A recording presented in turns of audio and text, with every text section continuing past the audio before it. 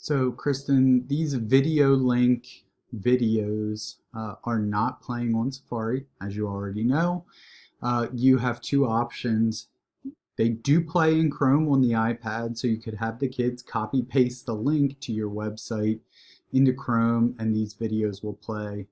The other thing that I see you can do is if I click on the video, it will automatically open in another tab. And then what I can do, I'm going to have to mute this here, is while the video is playing, I can right click on that, copy the video URL, and that actually copies the YouTube URL, which you can see when I paste it here.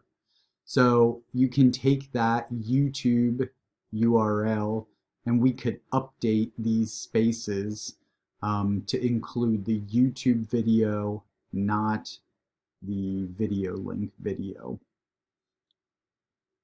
In fact, I'm just going to go ahead and do that for you. It'll be easy and it will make this work.